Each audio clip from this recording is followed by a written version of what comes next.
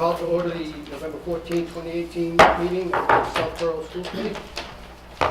First order of business as usual, audience sharing. I actually have something. I just wanted to remind folks we have a superintendent search going on. Everybody, there was the one call that went out about the process. It's a survey that we encourage you to fill out, and there's also going to be 2 focus groups for community members and parents. First one is tomorrow, the 15th, 6:30 here at Trottier. And the other one is Tuesday, November 20th at the Northborough Library at 9:30 a.m. And it doesn't matter which town you're from, anybody can go to either one. So I hope lots of folks will participate. Anyone else have anything to share? Keith, nothing? Oh. We were waiting, it's just like... Yes, absolutely. 119 of our 8th graders and 15 staff members had an awesome trip to Washington, D.C. this weekend. Flew down Thursday night and came back Sunday, well, more like Monday morning.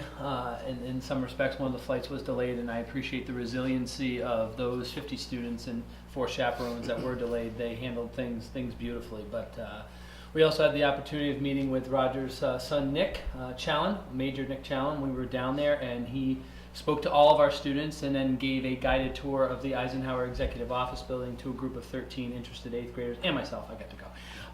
And we saw some pretty incredible things. And that probably was a highlight of the trip for those students. It certainly was for me, but just the different things we were able to do, from that to laying a wreath at the Tomb of the Unknown Soldier, to seeing the African American Museum. We toured Mount Vernon, and it just collectively was a great trip. And as always, we go over Veterans Day, and there was it's very interesting. Over the years it's evolved. There are less and less veterans down in DC because the World War II veterans are passing, that generation's passing, as well as Korea. But the Vietnam Memorial had a very strong presence this year, stronger than I remember it being before.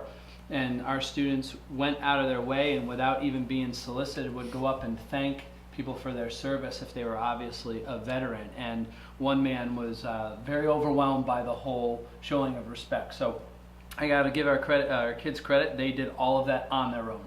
They were not prompted to do that at all, and that was to me the highlight. No offense, Nick was fantastic, but the celebrating Veterans Day is one of the real highlights of us going at this time of year, and I've always appreciated the committee's support for taking this trip. It is well worth it. So thank you. Thank you. It's a much better report than the one I got out of my son. Yeah, good. I can give you a lot more if you'd like as well. Any other audience share? All right, on to new business. We have the MASC-MASS Joint Conference. Reports from anyone who went? I was sick.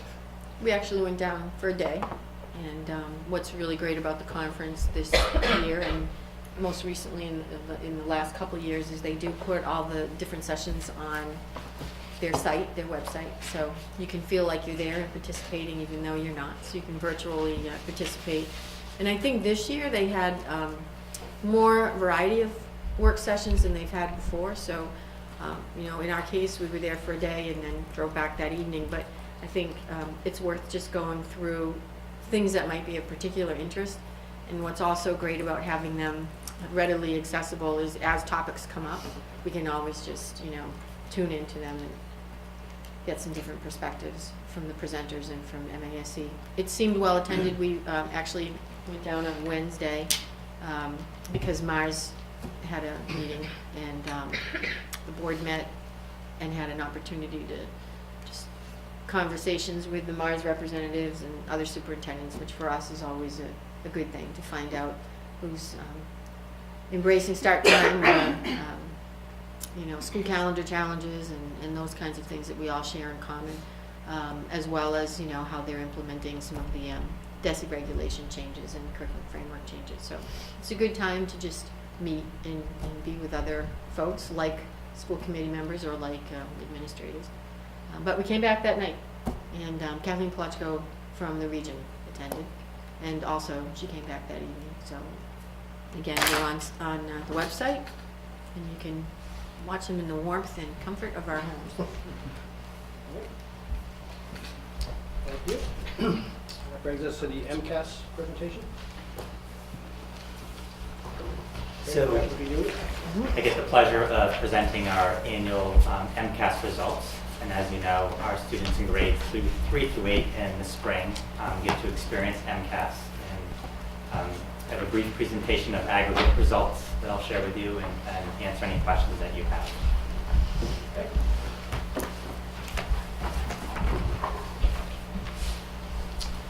So again, I think it's important. There's been many changes in terms of the MCAS online environment. So if I do an overview of that environment, share the spring results, discuss progress and next steps, and then answer any questions that you may have. And when we look at MCAS, I think it's important to talk about the larger educational system that we exist in as a district. Since 1993, there have been many, many changes over the course of 25 years. So we work in a very dynamic environment that's impacted by what happens at the state and national level. And I just would like to highlight a few over the past several years. In 2016, the state adopted new science and technology engineering framework. In 2016 through 2019, we've been working on adopting the next generation MCAS assessment. In 2017, the ELA and math curriculum frameworks were revised. In 2018, the next generation science assessment was implemented.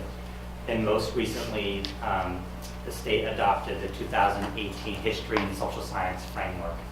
And all of these new adoptions and frameworks require us to adapt and adjust and realign our curriculum.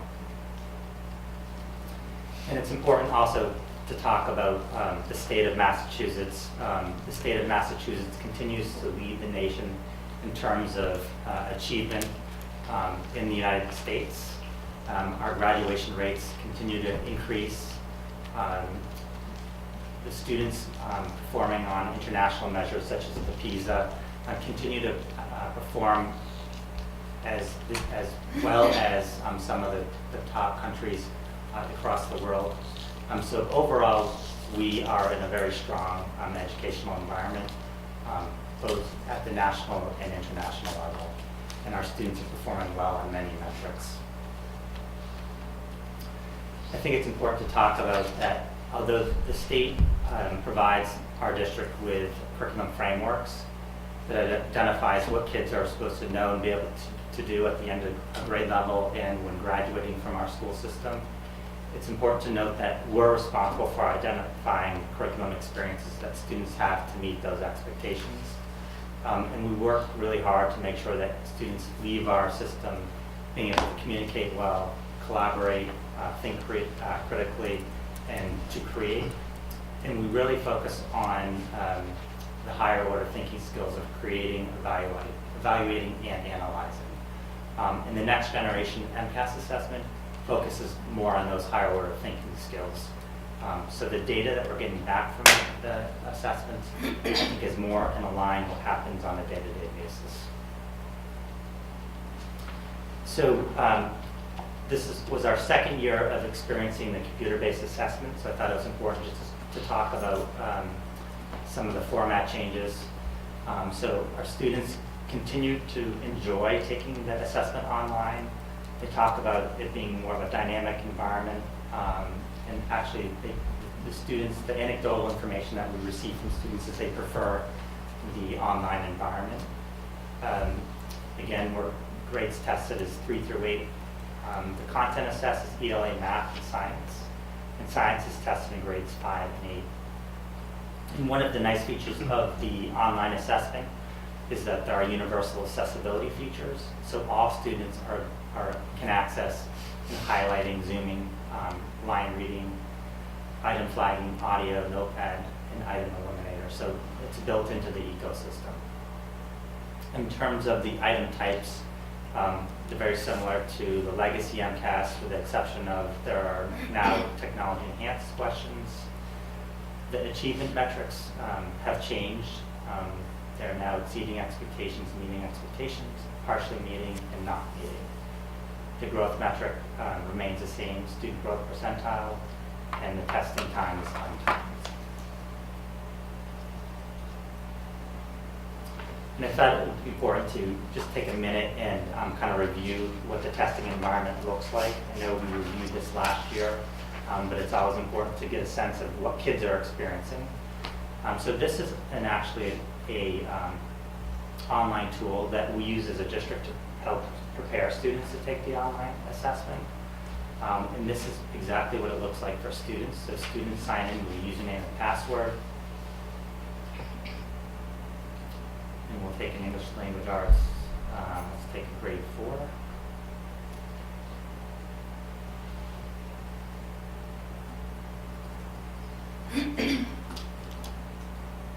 So this is an ELA practice test. So start.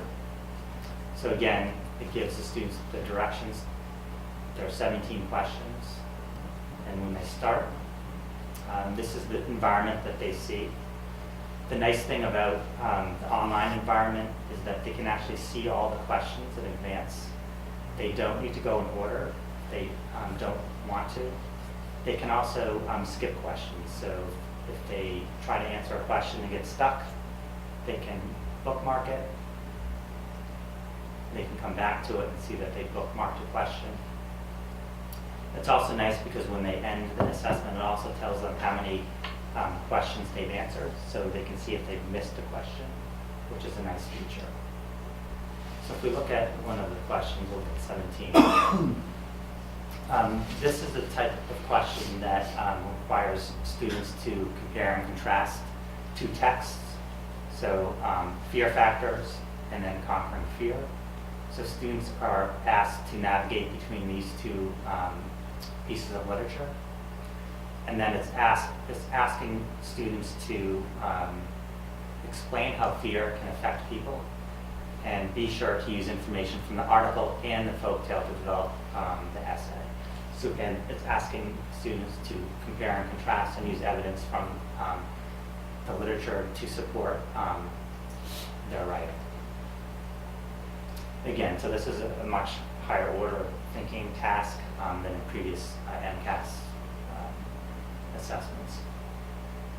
The other feature that's nice is accessibility features, so students can enable the magnifier if they choose to.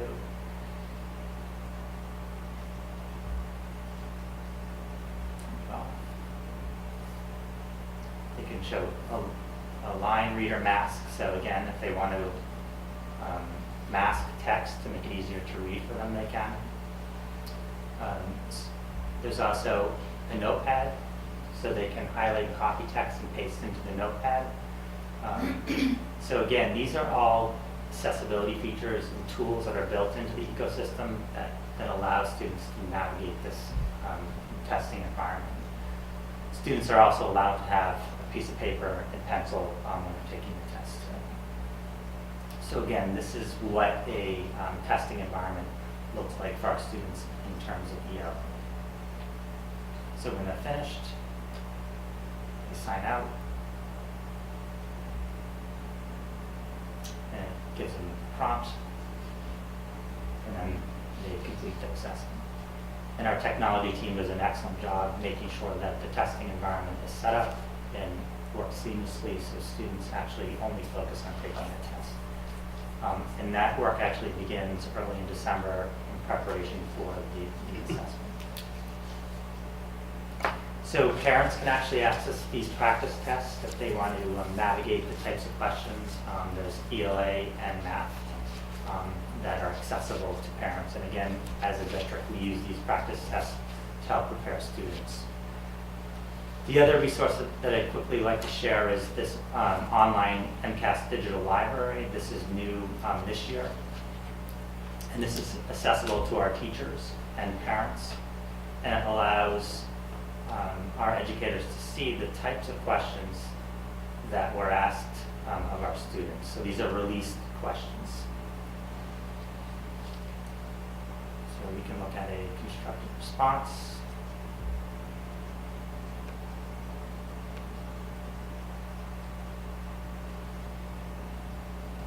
again, it gives the question that was asked. This is a workspace and some of the tools that students have. So one of the things teachers are working on are making sure that students' daily and weekly experiences around assessments align with the types of experiences they'll be taking in terms of the MCATs assessment. So that when they take the MCATs assessment, it's not a unique and new environment. It's something that they're used to and comfortable navigating. So again, the state's done a really nice job of giving us some tools to be able to help prepare students and align our assessments to what's expected of students. And I'll share this presentation to our website so parents can access this online. So that's a little bit about the testing environment. In terms of the results, so we get different tiered results. So we get student results, which are sent home to parents, so it gives parents an idea of how their children are performing on MCAS. Schools and teachers get results, and as a district we get results, and we use those to measure how well we're performing in terms of meeting the achievement standards set by the state. The two major accountability measures are really the achievement levels, which we talked briefly about before, not meeting to exceeding, and student growth percentile, which actually compares bands of scores of students. So students who particularly scored in the partially meeting expectations over a 2-year period, what their growth is compared to the same cohort of students who scored in the same band. It's just another lens of how we can look at how students are growing on achievement measures. So these two accountability measures give us as a district and as schools and for students an idea of how students are performing, how our schools are performing, and how we are doing as a district. The achievement levels are then given scaled scores, which is another way we can measure achievement and break it down even further. And then as a district, we get all sorts of data. This is kind of a bird's eye view of our achievement level in ELA. At the district level, grades 3 through 8 for English language arts. On the left-hand bar chart is a district compared to the state. And the state set a goal that 50% of the students would be either in partially meeting expectations or not meeting expectations because of the rigor of the assessment. And as you can see, our Southborough students continue to outperform the state level as we would expect.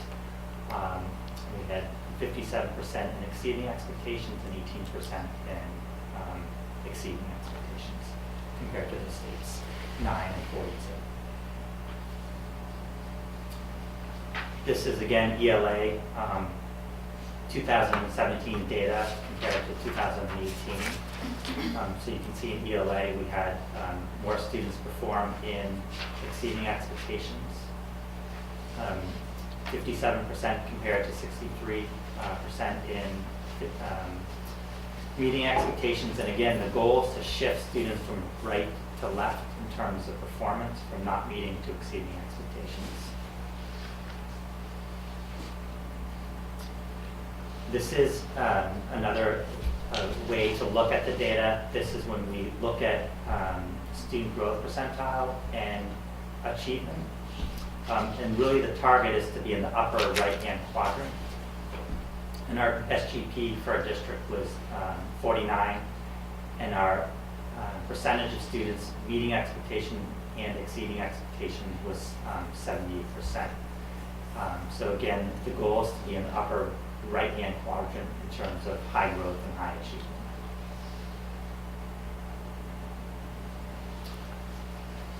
This is a chart outlining schools' performance from 2017, comparing SGP to 2018 SGP, the percent meeting or exceeding from 17 to 2018, and then the 2018 growth and achievement by school. And again, we have the state does a nice job of providing us with all sorts of tools to be able to analyze and disaggregate the data And teachers use this to ask questions and to dive in much deeper in terms of how students are performing, how subgroups are performing. So in terms of mathematics, again, a comparison from district to state, we continue to see Southborough students outperform the state significantly in terms of exceeding expectations and meeting expectations. We have 25% in exceeding expectations compared to the state's 7%. And again, the state kind of set the expectation that school districts can expect that 50% of their population will be in that partially meeting or not meeting expectations because of the rigor of the assessment. This is a comparison, again, from 2017 to 2018. We saw consistent performance from 2017 to 2018. We did not see an increase in any of the categories. And again, the goal is to move students from right to left in terms of moving students from not meeting expectations to exceeding expectations. But performance was consistent. In terms of looking at math in terms of growth and achievement, the SGP for the district was 54 in mathematics, and meeting expectations and exceeding expectations was 79%. So again, the goal is to be in the upper right-hand quadrant in terms of high growth and high achievement.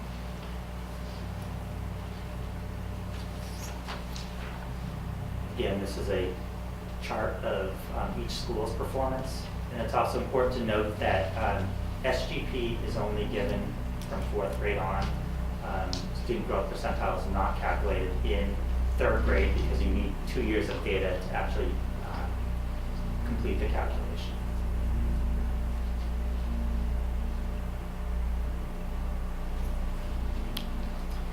So what do we do with the data? Unfortunately, the legacy MCATs data that we've had for many years cannot be compared to the new data set that we have. So the historical comparisons that we have been accustomed to providing the school community and the community, that longitudinal data isn't there yet. So we have 2 years of data at this point, and we're really just we're looking at the data, disaggregating by subgroups, looking at how our special education students are performing, how our economically disadvantaged students are performing. We're looking at gender. We're really trying to dig in deeply in terms of disaggregating and looking more closely at our subgroups. We're identifying areas for improvement. Again, there are patterns and trends over time, over the 2 years, where we need to make curriculum adjustments. We're using the data to analyze individual student results, so teachers have access to individual student results and are using the data to inform their instruction. And then we're triangulating the data, MCAS data with local assessments. So this is one assessment of many that we use to measure our performance as a district. So teachers have benchmark assessments, they have end of unit assessments, and all of that data we use to create a story or a picture of how students are performing in our system. District-wide, we're looking at patterns and trends. We're using it to evaluate curriculum over time, identify priority areas, and then again, monitor the state assessment landscape. And it's important to point out that MCAS only measures achievement in mathematics and ELA. It does not measure how well our students are doing musically, athletically, in many other venues that we value as a district. So it's important to put in the context, this is one snapshot in time of students' academic performance in ELA and mathematics. And where to find more information, so again, the state has done a really nice job providing the public with information about how districts are performing across the Commonwealth. So these are 3 hyperlinks. The first link is the district profile page, which gives the community a wealth of information about our school system and allows the community to dive a little bit deeper in terms of school-to-school performance. This link is a parent's guide to the MCATs comprehensive assessment system. Again, it breaks down how to read a parent report and how to interpret it as a parent. And lastly, this is again the MCATs digital item library where parents can actually explore some of the links and some of the questions asked of our students, so they can get a better idea of what the expectations are. So with that said, I'd be happy to answer any questions.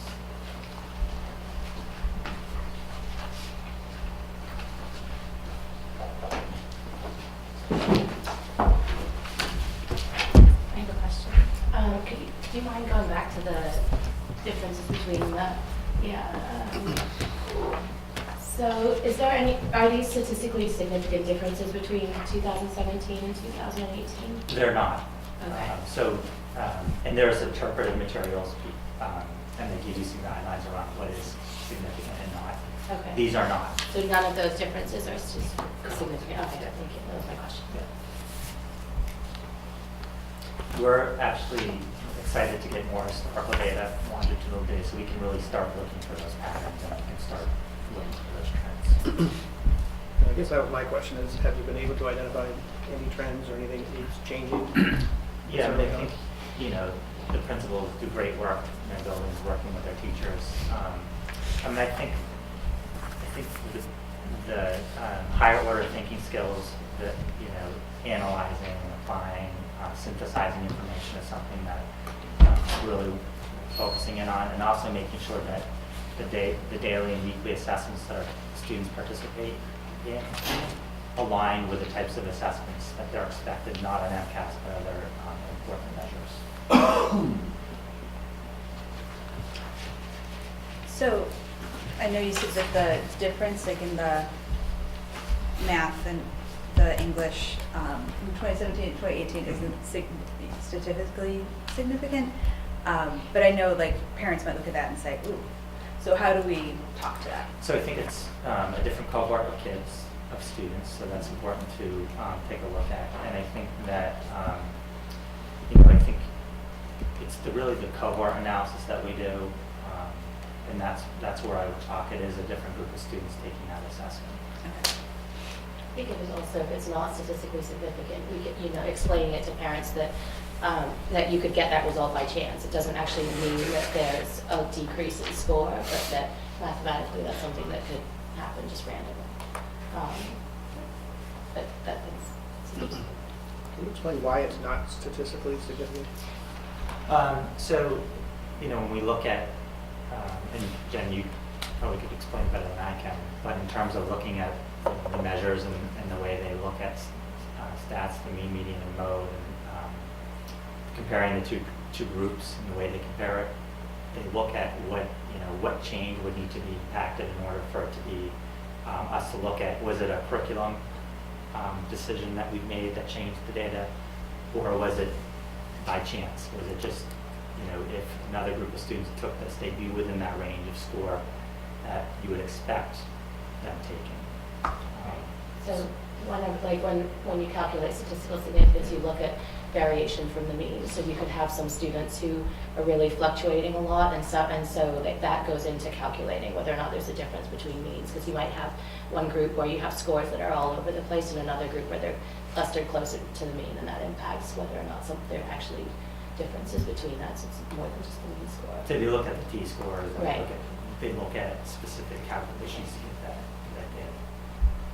So when the public's looking at this, will that be explained in some way? Because I know like the average parent, if you didn't tell me that, I would look at this and consider this going down, which it's not really in reality, but the optics look like, Yeah, I think that there are, it's not easily explained, I would say. Yeah. There are interpretive materials that parents can access in terms of if they want to look at our MCAS performance in terms of, with a stats lens, they can. So we can make those available to parents. I think we could put a footnote on that, so that would probably be those good. are some things we could do. Yeah, just little notes that would explain to somebody. I know nothing about statistics, so something that people could just understand, because people can jump to conclusions pretty quickly. So, I had a question about the, I didn't know, the parents' guide and how you can look at the digital MCAS library. Yes. Do they have, you can look at the types of questions, do they have the kinds of expected answers? Like, They for do provide example, answers, correct. oh, They great, do. okay, so like for essays, like what the kind Correct. of level they're looking for, and, yeah. For open responses, Yeah. they typically don't provide an answer that I found. When they look at the MCAS library and they do item analysis, it's oftentimes multiple choice or short answer. I haven't seen a sample essay response in an open response question. I mean, I might be missing that, but. In grade 4 and grade 5, we do have access to those, but it's limited to the amount, what they share out with us. It's not the entire test.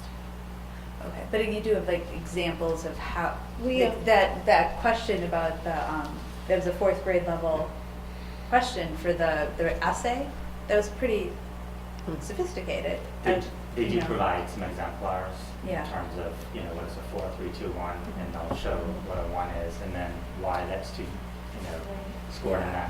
that range. So, That'd be good to see. but they over time, they haven't released a lot of the items. Some of the items they reuse, they don't release. But the state has promised over time to release more than they have in the past, which is very helpful to us. Yeah, I think that'd be helpful for teachers as they're prepping their kids to know exactly what's expected. Yeah. Good. Question. Do we know how our scores compare to other similar districts as opposed to just the state? We do. So there is a data analysis tool, it's called DART, that's actually available to the public.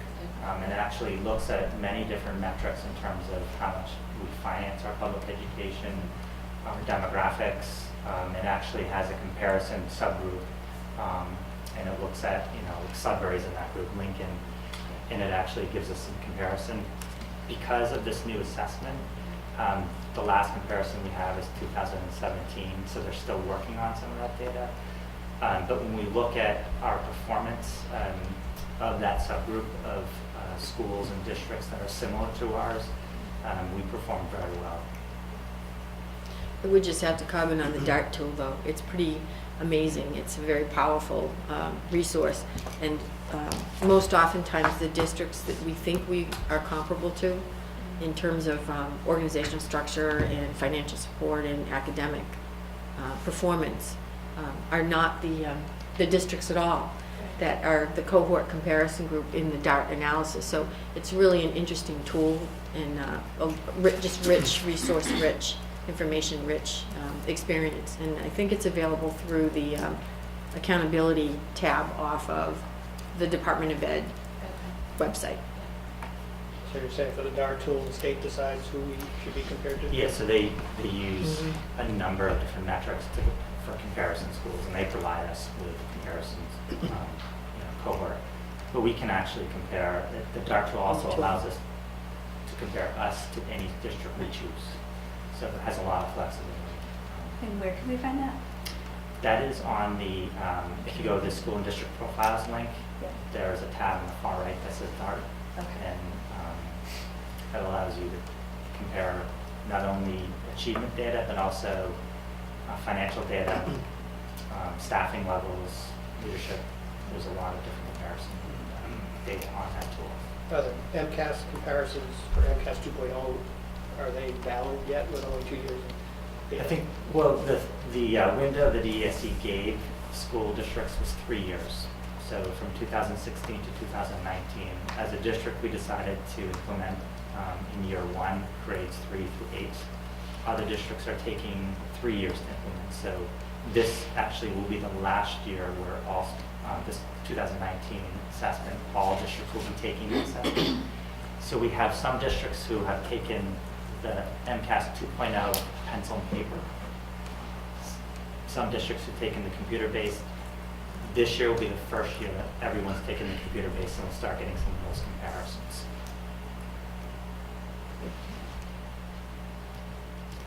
Anything else? All right, thank you. Thanks. And that Brings us to Trottier Middle School 20th anniversary plan. So, Trottier was built in 1998, and now it is 2018, and it's a amazing opportunity to reflect on the past 20 years and also think about what the next 20 years will be like for the building. So, the staff has been thinking of a bunch of different things over time, and a couple things have risen to the top about how to celebrate the last 20 years, and I would love to form a committee to kind of think about all the different options that are available. Things have been brought up about perhaps naming a particular part of the building after people that have been prominent in Trottier's history, and then also thinking about what the future will bring, which I think is exciting. It's great to go down memory lane, but it's also interesting to shift the conversation to what the next 20 years would be like. So I'd love to see if a school committee member would join me, and obviously staff members and perhaps students, and what we charge to do and what we aim to do. So that's kind of where the thinking of the process is now, and I hope to have something together in a few short months so we can put something out this spring to culminate the year with. So that is my plan anyways, but it can be steered. All right. If anybody wants to volunteer now, or just let me know whenever, if you want to be part of that. Because Victoria's not here, so we can nominate her. We could. All in favor? No, it should be fun. It's not going to be a heavy. We've got some pretty specific. There are some plans that are rising to the top, like I said, but I just would like to review them openly so we don't commit, too much to one thing. So. Sounds good. And Keith, 20 years, you could celebrate MCAS. We could. Absolutely, at the same time. Certainly something to celebrate. All of MCAS, right? That's right. All right, I guess there's no old business, which is unusual. That'll bring us to the superintendent's report to the committee, starting with enrollments.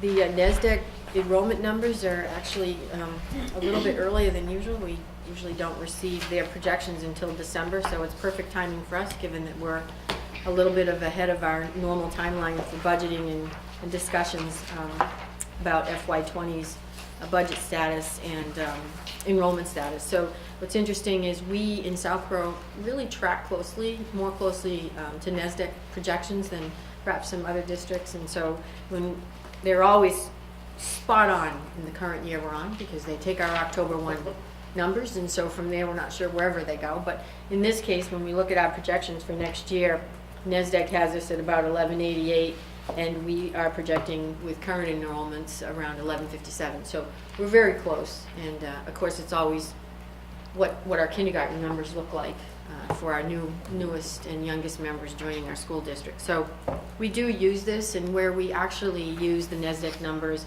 as well as our census numbers, we can complete sort of a graph that projects our enrollments through to 12th grade. And so we add to the numbers and continue to grow that model so that it helps us all along the progression of student enrollment numbers and analysis.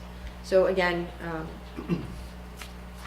I think it was Jerry years ago that really dissected this report and ended up saying that it's a shot in the dark sometimes. Yeah. There's so many variables in this report. But again, we track very closely to NESDEC, so it does give us some guidance, particularly when we're looking at school building conversations and so forth. And then we do have our current enrollments in the packet, and one of the things that's always a pleasure to note is the flip side of our enrollment projection, which is really what's the variability, what changes do we experience when we open in August to where we are now. And so really to have just a two student range of flux is pretty amazing. It's something that we're familiar with, sort of constant numbers, but that's not always the case. So certainly it provides that consistency for instruction and also for our students in the classroom. So good to see. Okay. Also in the report, in your packets, is the monthly general fund expenditure report, and as customary, we would need a vote to approve until audited. We're tracking pretty closely to our numbers from last year in terms of percent expended at this point in time. But this is a really important document for us as we get closer to the January-February timeline. It's going to be interesting this year because our budget cycle is so much earlier. 1 month between now and when we come back, perhaps in December for our recommended, could influence what our budget projections might be for next year, because we may note that we're either expending at a faster rate in this case, or not expending at a faster rate, which would then provide us with some insight as to whether or not we would have some sort of pre-purchasing at the end of the year because we had unanticipated remaining balances. So this is very important, and we do spend a lot of time taking a look at those numbers before we bring them to school committee to just see where we're tracking. So if we could entertain, if there are no questions, a vote to approve until audited, that would be helpful. I'll move we approve the Southborough fiscal year 2019 budget monthly general fund expenditure report as of October 31st until audited. Second. Any discussion? All in favor? It's unanimous. Thank you. Budget priorities, we're going to be looking at these a little bit more in depth as we go over the preliminary budget, but they're in our packet for discussion this evening, particularly within the context of our FY20 preliminary budget. We also have, and these were voted and approved on October 10th.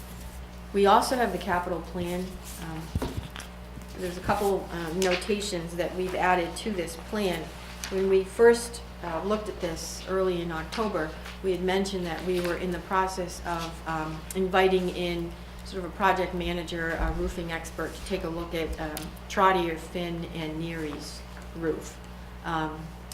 We have been patching and sealing and fixing certain sections of the sloped roof or the flat roof for some time now, and we've been carrying forward for a number of years the same type of capital plan projected numbers for some of these repairs. It was enlightening to see the numbers that the roofing contractor actually came back with for each of the sites that we've been taking a look at. I left the numbers in the plan as they were presented originally, because the numbers that were presented to us in very detailed review of each of our schools are almost double. And at first, to digest those numbers is a little challenging. There is a footnote, however, on here that MSBA does have funding for roof projects, and one of the things that would be so important to us in the conversation going forward is all about timing. And a lot of those conversations and access to those funds have everything to do with the current age of the roof, when the last time full repairs were in process, how much money MSBA has at the time that's being released for these type of projects. It does fluctuate from year to year.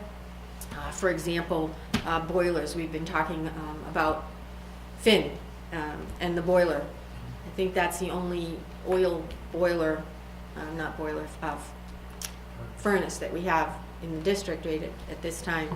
And the difference of 6 months going forward with the project for approval and then funding can mean MSBA supporting that project with some sizable dollars or not.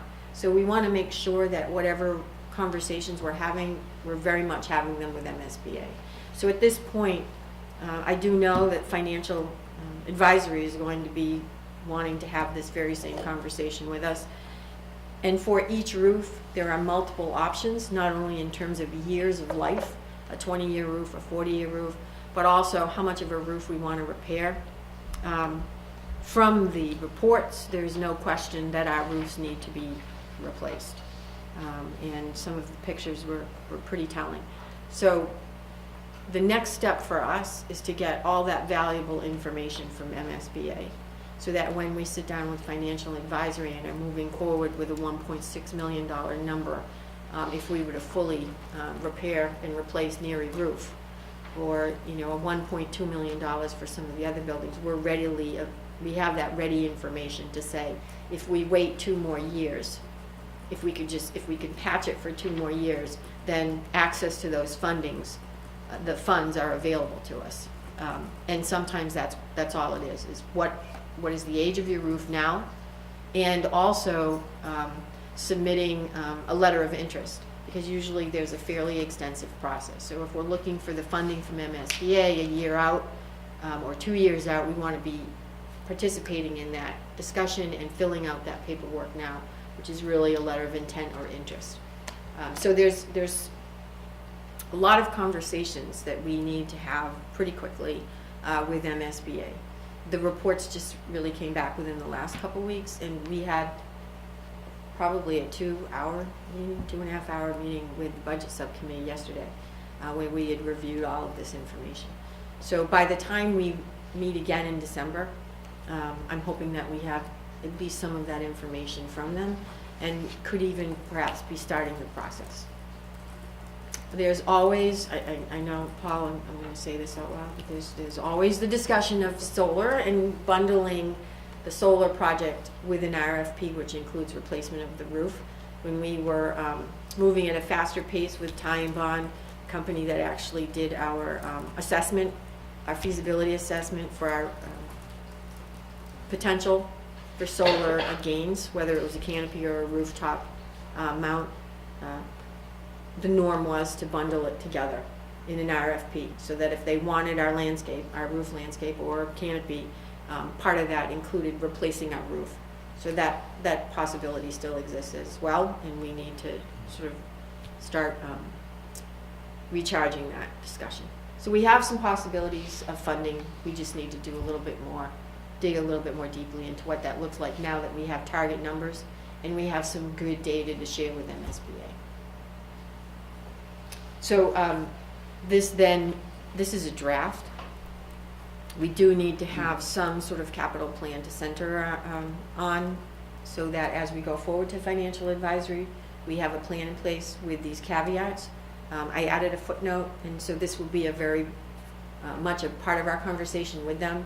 So voting the capital plan tonight might be a prudent move, because we know it's going to change, and I think having that information and noting that these numbers are in flux on this plan gives us that flexibility that we want if we were to vote this moving forward. Before vote, so voting this really moves it forward to discuss this with FinCom, the town, et cetera. Okay. Well, I move that we would accept the capital plan as presented, to move it forward for discussions with FinCom and the town. Can I ask a question before we do that? Mm-hmm. Can you remind me about the track resurfacing? What's our commitment to that versus rec? So that was a discussion, I think it came to town meeting floor last year, Yeah. and was part of that multi-phase plan that the rec department had put forth for consideration. And the Trottier track was part of their proposal. Right. So And we for voted us, to in approve terms, it, right? I think they did approve it, yeah. But I thought that was a rec expense. It is a rec expense, but I put this here because it's always been a conversation when we built our capital plans too, that we wanted to take into consideration the track, the resurfacing of the track. So it's in green because I did want to make that exact notation on the plan that this was really a collaboration with the rec department. So it's kind of a footnote, but I did want to include that in the plan because it's always been part of our conversation as a school district to do something with that track. So is that 150 not included? It's included in it, but it's included as a footnote. So, for example, if something happens with the rec department's, forward movement on this track resurfacing, it's something that we would still want to have conversations about within our own capital plan. So it's included in the budgetary numbers. Right now, it's sitting there as a rec-supported initiative, but The green the shading green sort of shading. down below, potential collaboration with them. Yeah, Denotes but that. I thought we voted at town meeting for the rec department to pay for it. We did. So why would we include it in here at all? It's always been part of our capital plan as part of our discussion as a school district. So we're including it only to suggest that this is a collaboration with the town, with the rec department. It was voted, but let's suppose something happens and things change on the town level. I mean, anything can change. Having that still a part of our plan suggests that it's still important to us to have those conversations about the track. It can be taken out and footnoted if that's the will of the committee. I think it's just important that we keep it here somewhere. I agree. What if we take out the word potential collaboration and just say collaboration with recreation? I don't even know that it should be collaboration. I mean, because that infers that we're gonna pay for something for it, and the town voted for rec to take that on. So I know that there's been a lot of discussion about that in the town and what the rec department asked for and all that kind of stuff. So I just want to make it clear, so if somebody looked at this and like, why are the schools paying for it now? We voted for the rec department to pay for it. So again, I'm totally new to this whole budget process, so I don't know what makes most sense from people who've been doing this for a while, but it seems to me the optics, it looks a little bit like we're paying for it. So I might suggest a compromise, and that is, it is important that we keep this on our plan. We do have some other collaborations. So, for example, with the Woodward project, we're working with the rec department to improve the basketball court, and they're also sharing some funding with us on that because we're expanding the court, and they're going to redo the lines as part of the upgrades to the parking lot when we do the Woodward project. So that truly will be a collaboration because it's shared resources. So if that's a concern, then I might suggest that we can simply pull this out of the grid, the spreadsheet, and just have it as a footnoted item below. Pull the track resurfacing? Track resurfacing out of ours, decrease that total, and just really still have that on ours as a footnoted initiative that's been supported and voted at town meeting through the rec department, which would address your concerns, but still have it as part of our discussion. Yeah. So I can make that change. Okay. What do you think, As added into your motion? Well, the motion wasn't seconded, That's so, okay. it's not even, it doesn't exist. And I didn't mean to eliminate any discussion. Some folks know Paul and I on budget subcommittee, we went through a lot of this detail and the budget a couple of days ago. So I'm trying to. The number should show up somewhere. It shouldn't be. It shouldn't be just footnoted as, by the way, track resurfacing is. So if you pull it out of the column, what about, what would people think of pulling it out of the column, I guess, and I don't know. I'd like to see the number somewhere. Yeah, I think that's what you suggested. Yeah. Whether to put it down in that same column, because it's going to happen this year, right? I mean, this is an expenditure that's one way or the other. It's going to happen this year. And if something happens with rec, we need it done. It's supposed to happen 20. really that far out. I'm sorry, yeah, you're right. 20 is next year. I thought it was supposed to happen this year right now. I mean, obviously we're in the winter time. I don't think we've seen any. Well, I think they were going to this- start this summer, actually. There was a plan to do some work on it this summer, but that didn't happen, so it might get Yeah, I mean, pushed this, out a little. well, we're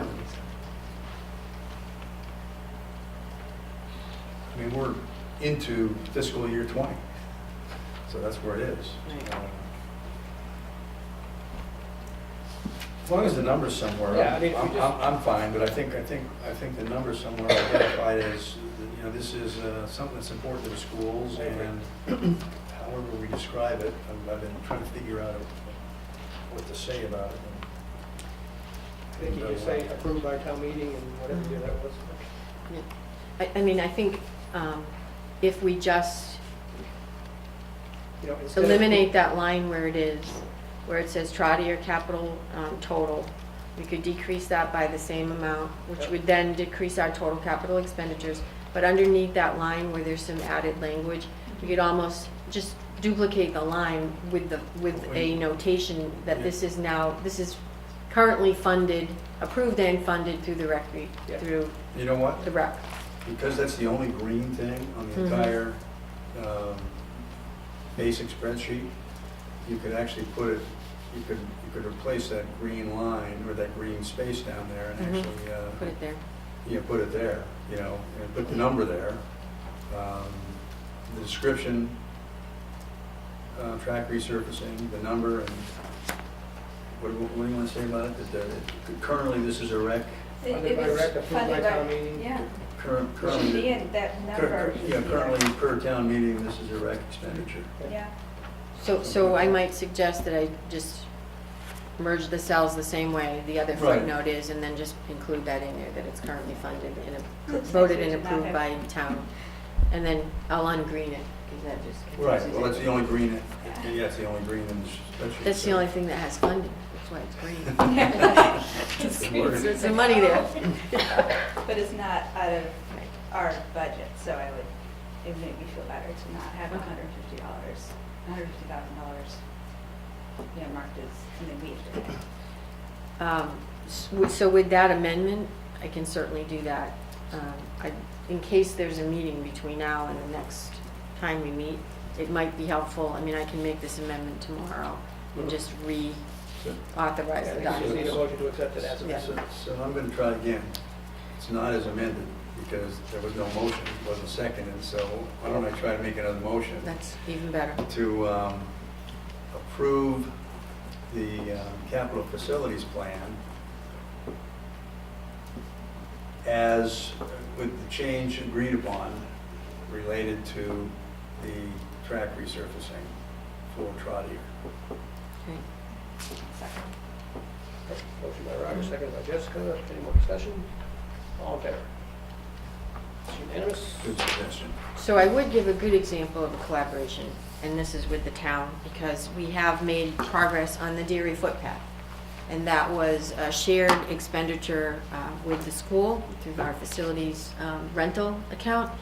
And the fact that the town equipment was on Deerfoot Road. And so one of the things that we were trying to do was time when the equipment was there and the upgrades to the path, so that we weren't incurring additional costs getting the equipment up there. And that worked out really well. And so it's been improved all the way down to Neary. When they actually got to the Neary site, there was a lot of conversation about, do we want gravel, do we not want gravel, do we want grass? It's not going to be easy to plow, it's not going to be easy to snow. And then the water seeped in. So they decided to wait until the spring to finish it. But it is scheduled to be completed, and so that whole pathway would be improved. And I think the ultimate decision was that the gravel, the stones, were not going to actually solve the problem, and that they were going to just repave it. So Karen Galligan has been great to work with, and usually the calls came within 10 minutes of the trucks,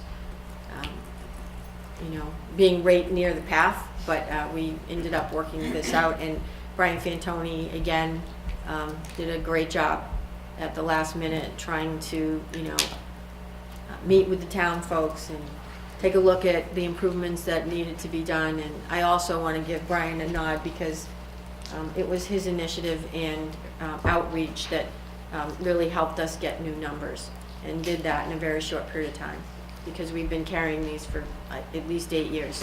And so that was really helpful.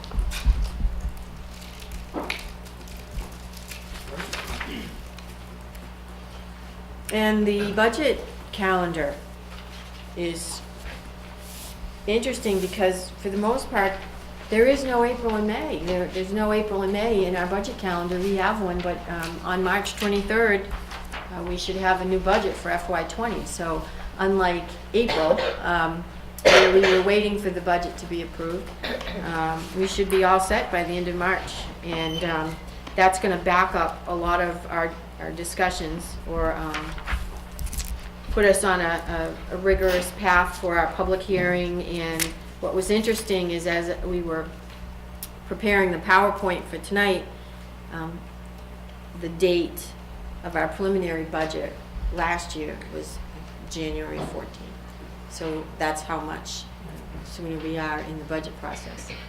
And we do have a preliminary budget to present. I want to thank the team at central office, having readily available and accessible numbers around, our employee costs, and having the principals really sit at the table all together. That was actually kind of fun to go through that budget process together and sort of create an efficiency by putting your information right into the budget calendar with footnotes.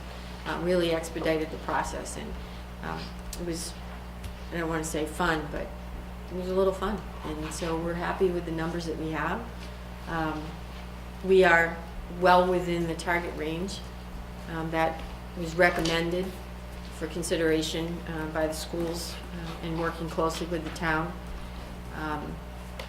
And so I'd like to walk through the preliminary budget as it is now. It is preliminary.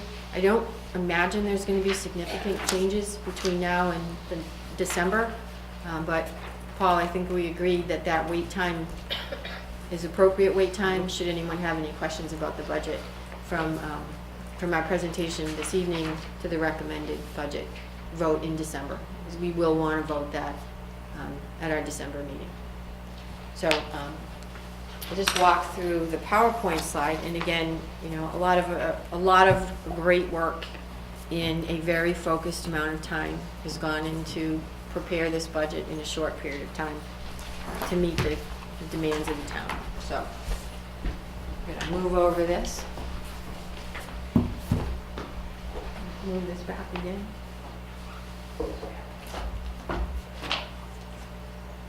So this is our statement of vision, our budget proposal, preliminary, recommended, our public hearing document.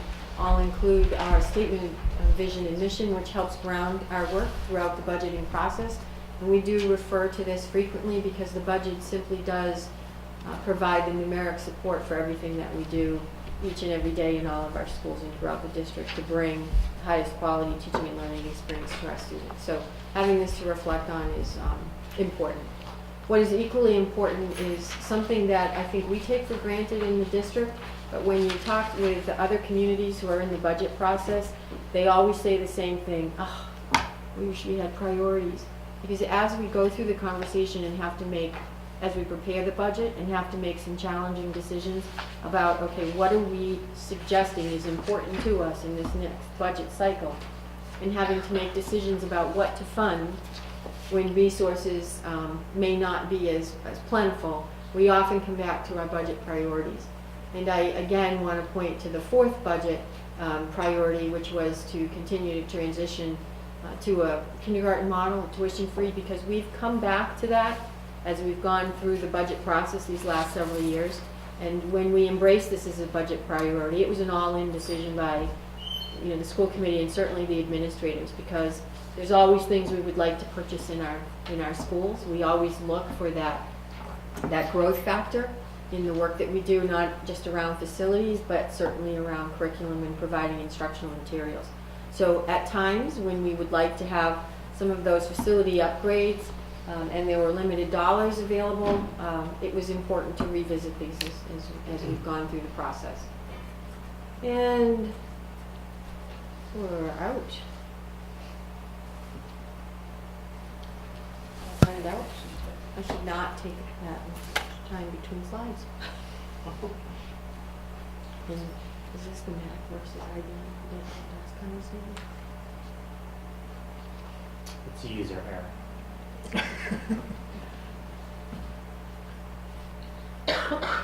See that.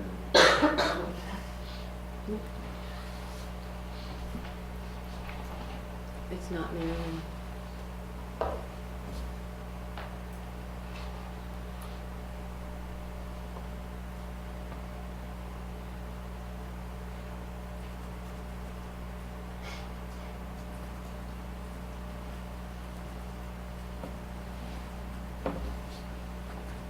the last time my golden retriever flashed on the screen. He's not there tonight. So let's just revisit our budget priorities, and I think as we go through the presentation of the preliminary budget, you'll be able to identify, in fact, that these priorities are present and were present in our conversation. For example, curriculum in the area of curriculum instruction and technology and communications as well, the 4 cornerstones of the strategic plan. The funding in all of these areas continues to be sustained funding, so we're looking at a level service, not a level funded budget this year. And we do have incremental growth in some of the line items. And there we go again. Greg, did you just, is this April Fool's? So I'll just keep going. So one of the things too that I think is important through the budget process is, again, to note that it isn't level funded, it's level service. And we do have some incremental growth in some of the areas. It's also important, Paul had asked for this and asked for this each year, that we keep a list of things that weren't funded. And so we pulled up last year's list of things that weren't funded in the operational budget and realized through different efficiencies that occur throughout expending a budget, we're able to find areas to revisit that list and then make the purchases that were initially requested. So we do have a fairly extensive list of items that were not necessarily funded in the FY 19 budget or 18 budget, but because of the efficiencies, for example, we might have had a line item where there was significant budgeted expenditures for one of our utilities, and for some reason we didn't expend as much for heat or electricity. And so we were able to go back to this list and make those purchases that were initially requested. We've already created that list for FY20. We did that together as a team and said, okay, let's create this list together so everyone knows what is prioritized amongst all of the administrative team. And so that worked out really well, and I do have a separate list of those items. And as we move closer to the recommended budget in December, those will be an additional screen added to the slides. At this point, we might be able to make some changes between now and the December recommended budget if we note that as we expend 19, we see some opportunities to add some funding in the FY20 budget. We also will be looking at continuing to transition to a tuition-free kindergarten model. I will tell you that next year is year 3 of what we projected to be a 3 to 5 year plan. I did find my original notes. So we started this discussion in the planning phase around 2015 and 16. So the 2000 tuition in 15 and 16 was $3,250. In 16 and 17, the same, we decreased it in 17, 18 to $2,900 from $3,250. This year we decreased tuition to $2,000 in the 18, 19 year, and very soon we'll have our proposal for 19, 20. Also, we've embedded and still fund to the levels, the sustained levels, our professional development opportunities for all of our staff, which support many of the items that were discussed and many of the programs that were discussed throughout the MCATs presentation, as well as through the school improvement plans that are presented by our principals. We are supported in our professional development with a grant. The Southborough Schools receives approximately $477,000 in grants each year from both federal and state funding sources. You will see in this budget that one of the grants is sunsetting this year, and that's why when we present our budgets each and every year, the conversation has been about slowly transitioning to operational, much like we did kindergarten, wherever we see an opportunity to do so. Because much like the nursing grant that will end this year, we have had to, in the preparing for the FY20 budget, transition some of those things that are supported by that grant now. And so from year to year, it's always an uncertainty as to what those grants are going to look like. The significant professional development funding does come from a Title 2A grant And Southborough's portion this year is $20,000, 19.9. 8 years ago, when I was assistant, that grant to Southborough was about $35,000 to $40,000.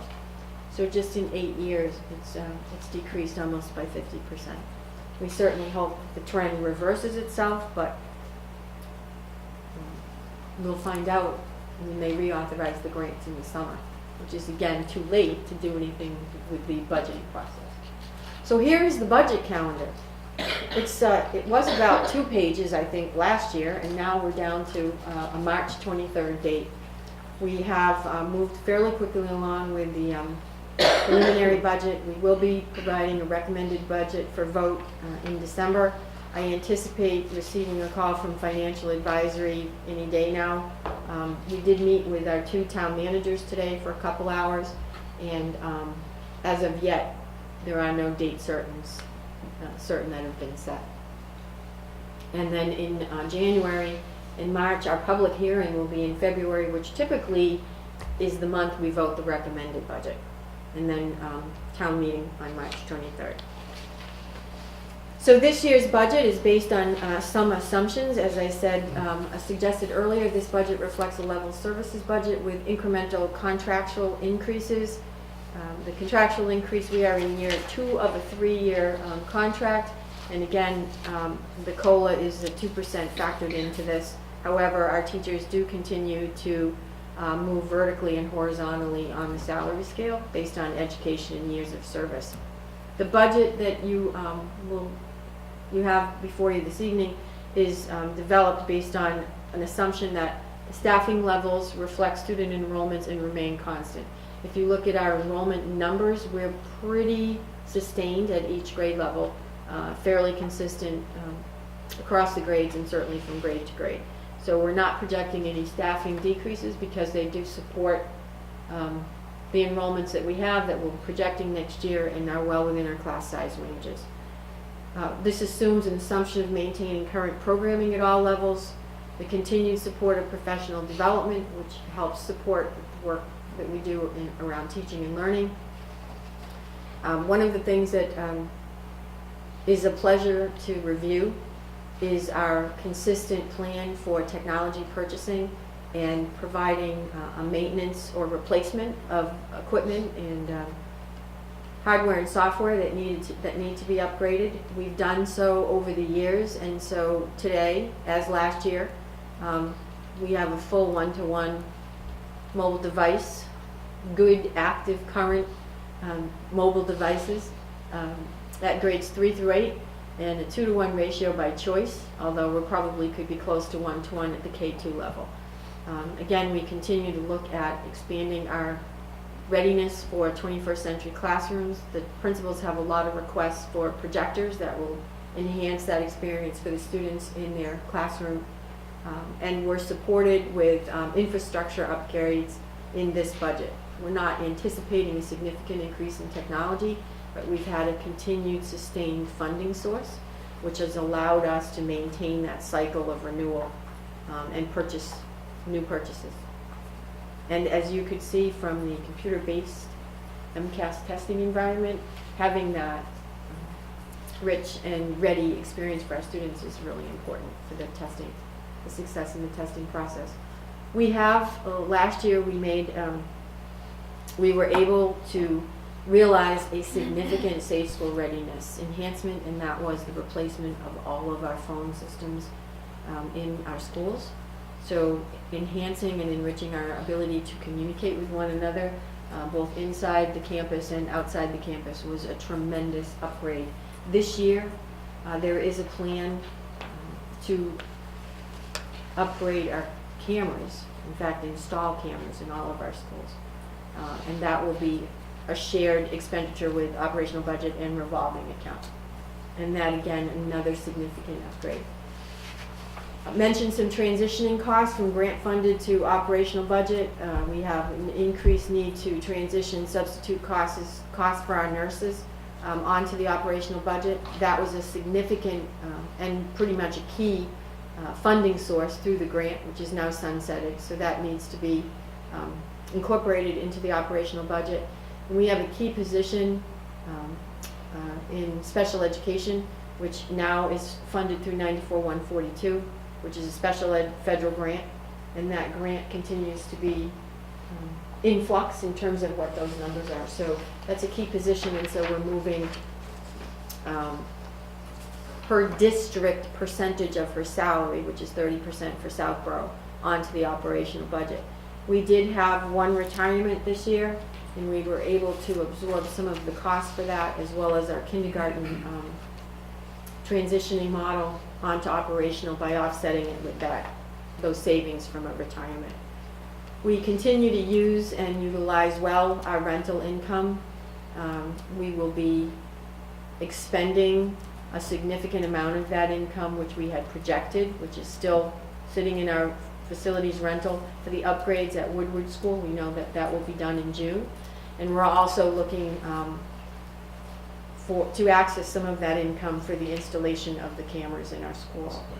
And again, I am very pleased to say that within 2 years, we will be moving next year into year 3 of our model for kindergarten, and there will be no tuition charged for that. So that's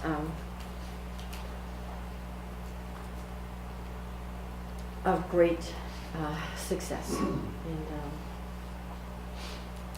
what we will be able to also do is, because we do have some revolving funds available, we will be able to sustain any growth that we might experience in the kindergarten classrooms, although we have some space available.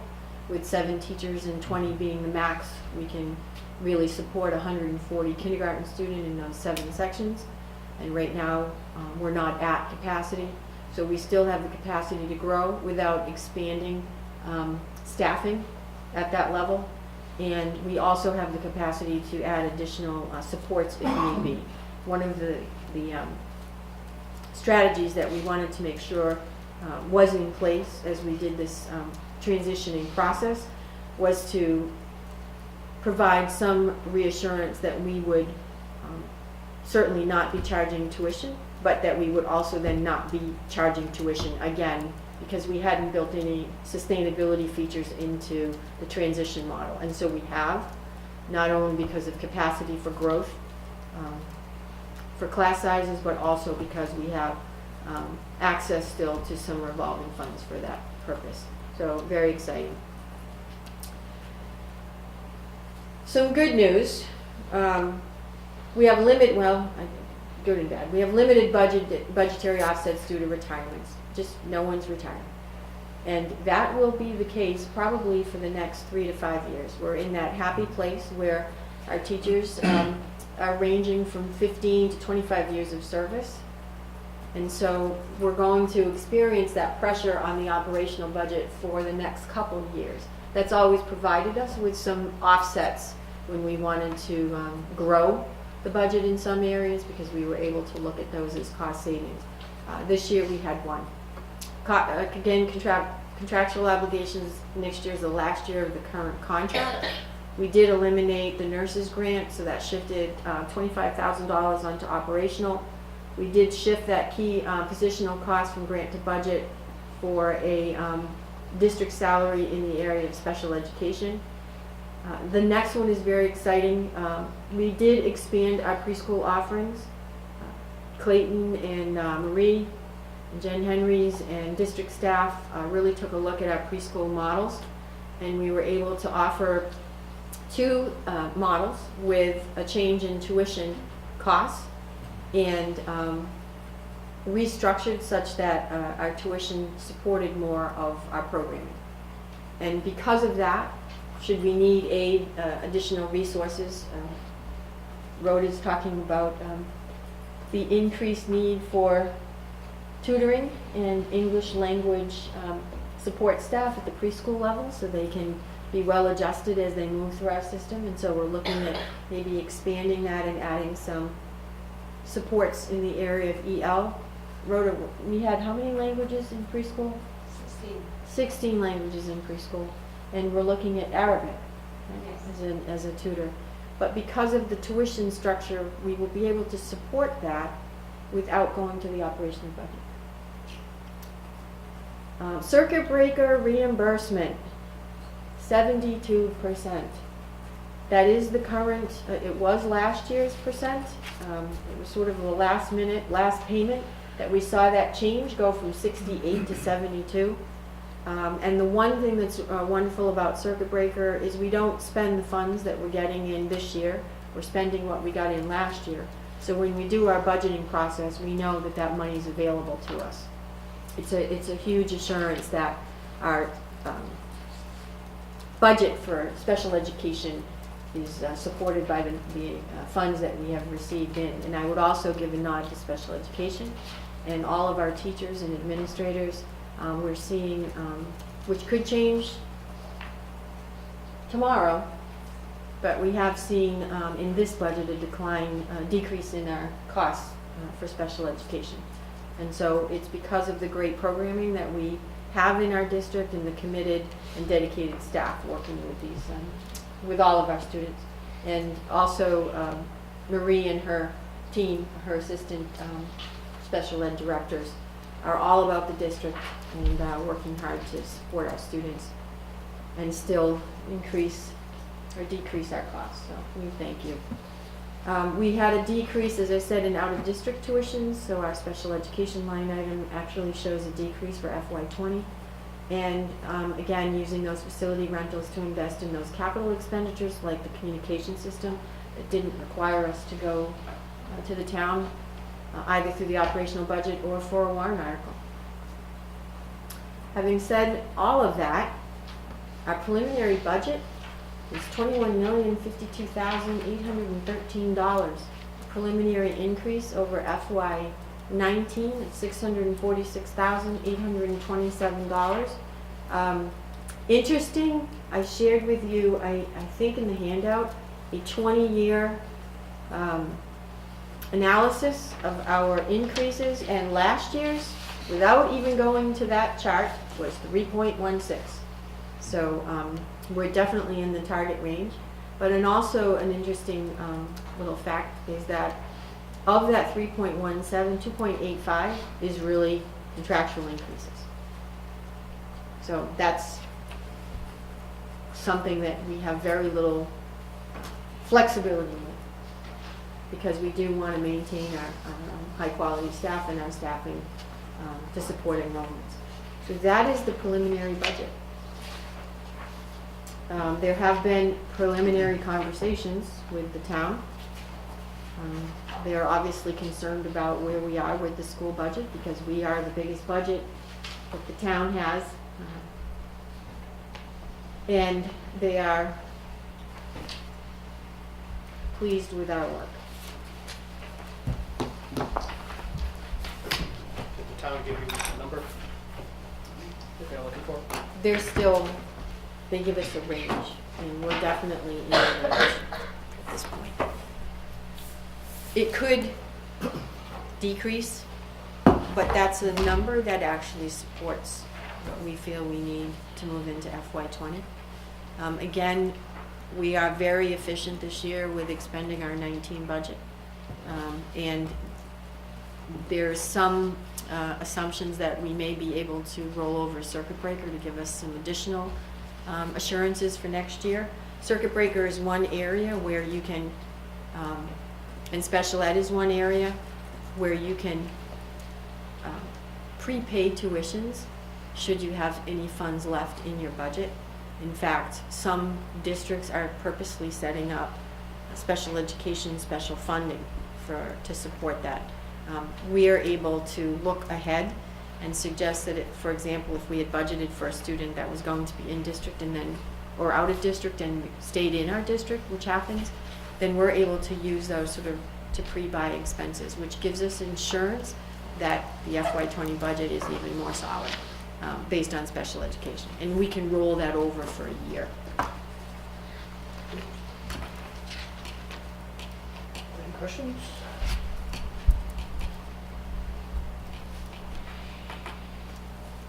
I appreciate all the work that went into this from all the principals and the office staff. earliest I've ever seen it done. Very good.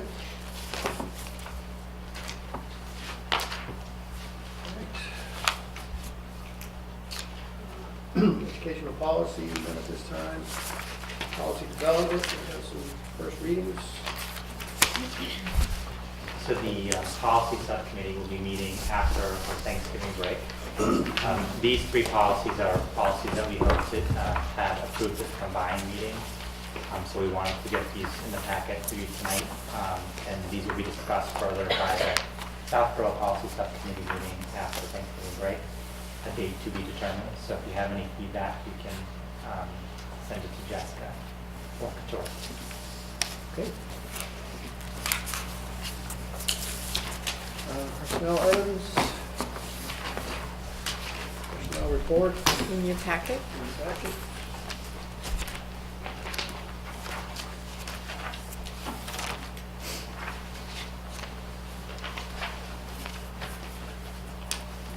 So is Brian no longer interim? Is he? His event was school committee. So after school committee, we appointed him as, Excellent. yes. Good. Good. Good Congrats news. to him.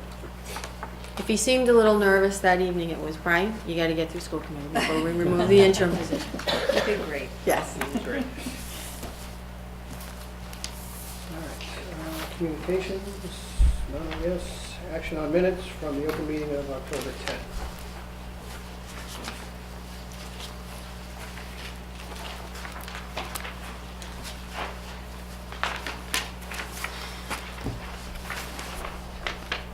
Anybody want to make a motion?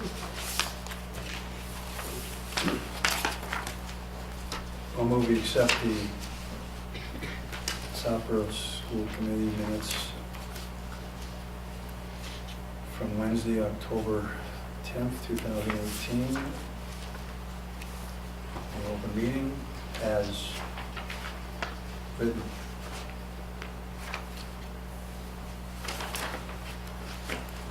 Second it? Any discussion? All in favor? It's unanimous.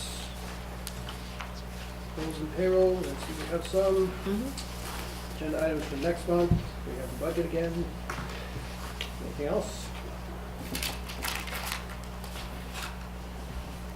Keith, Approval of you're next year's. approval of the DC trip? Yeah, and Stone trip for Mhm. 2019. The December annual event? It is. And more Tales from DC, I think you promised, right? You I talked did. about that, yes. Okay. And that brings us to more audience sharing. Anyone have anything? Well, in case anyone missed it at the beginning, I'll remind it again about the superintendent search process and timeline. One call went out to all community members, or parents at least.